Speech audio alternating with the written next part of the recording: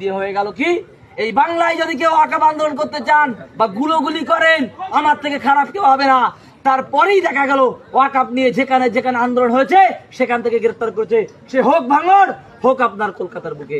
এখনো ভাঙড়ের আমাদের 7 থেকে 8 জন ভাই জেল কাটছে ওয়াকফ আন্দোলন নিয়ে, আর আমরা এখানে শুয়ে আছি। আর এই দিদি বলছে আমরা মুসলিমকে ভালোবাসি। একটা জিনিস মনে করবেন, আমি যদি আপনার প্রকাশ্যে শত্রু হই, আমার সঙ্গে আপনার লড়াই হবে, কিচ্ছু হবে না। কিন্তু বন্ধু, আমি যদি আপনার ভিতরের শত্রু হই, গোপন শত্রু হই, আমার থেকে অধম আর কেউ নেই। আর এই বাংলার হিটলার রানী সেটাই, কারণ বিজেপি ও চলে RSS থেকে, এও চলে RSS থেকে। ওর জন্ম নাগপুরে, এর জন্ম নাগপুরে। এই হচ্ছে সেই দল। এরা ভালো করবে, পারে না ভালো করতে। হিন্দু পাড়ায় গিয়ে বলো কি আমরা মুসলিমের দল না, আর মুসলিম পাড়ায় গিয়ে বলছো আমরা বিজেপির দালাল। আর আপনি বলছেন কিভাবে? আপনি তো প্রথম বলেছিলেন CPM কে তাড়িয়ে বদলা নয় বদল চাই। আর একটা কথা বলেছিলেন, মানুষ ভুলেনি, বিজেপিকে ফ্রন্ট এনে লড়বো, বিজেপিকে সামনে এনে লড়বো। কারণটা কি? বিজেপির ভয় দেখাবেন না? কি মনে করেছেন বাংলার মানুষ ভুলে গেছে? আপনার ব্যাপার বলিনি, আপনার জন্ম RSS থেকে, আপনি ওখান থেকে জন্মেছিলেন। জন্মানোর পরে আপনি জোটে জিতেছিলেন, জিতে আপনার ওই বিজেপির হয়ে আপনি মন্ত্রী হয়েছিলেন ওই রেলের চাকা হাওয়া দেওয়ার জন্য।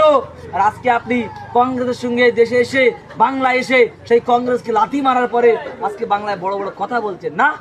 আপনি কি মনে করেছেন? আপনি কিসের উন্নয়ন করেছেন?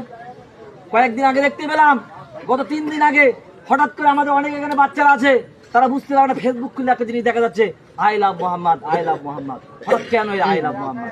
বুঝতে হবে, অনেকেই জানে না, অনেকেই লিখে দিচ্ছে। আমিও নিজে জানতাম না ভাই, আই লাভ মোহাম্মদ লোকে লিখে, আমিও লিখে দিচ্ছি। লোকে লিখে আমি লিখি না, মহিবাগ সাল্লামের নাম, তার কোনো সমস্যা নেই। কারণটা কি? কয়েকদিন আগে অন্য একটি রাজ্যে, সেখানে আই লাভ মোহাম্মদ মহিবাগ সাল্লামের নামটা লেখার জন্য, একটা ব্যানার টাঙানোর জন্য তার নামে আপনার একটা মামলা হয়ে গেল, হয়ে তাকে গ্রেফতার করা হলো। এই হচ্ছে ভারতবর্ষের বর্তমান প্রশাসন। আরে আমার ধর্ম আমার কাছে, আপনার ধর্ম আপনার কাছে।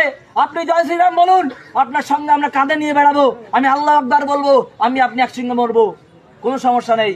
কিন্তু কিছু কিছু RSS মার্কা বন্ধু মনে করছে এই ভারতবর্ষ তার বাপের, এই তাদের মনে করে দিতে চায়। আপনার বাপের নয়, আপনার বাপের নয়। এই বাংলা, এই ভারত যখন শাসন হচ্ছিল ইংরেজদের দ্বারা, এই ভারতটাকে যখন স্বাধীন করার জন্য রক্ত দিয়েছিল, সব থেকে বেশি রক্ত দিয়েছিল আমার আপনার বাপ দাদারা, এই মৌলবীরা। আর তার প্রমাণ যে দেখতে চান, আপনাদের বাপের হাত দিয়ে খোদাই করা দিল্লি গেটে চলে যান, কম বেশি 18,000-এর উপরে মাওলানাদের নাম লেখা আছে, মুফতিদের নাম লেখা আছে। সাধারণ মুসলিম তো দূরেই গেল। এটাই হচ্ছে আমাদের বাপ দাদার পরিচয়।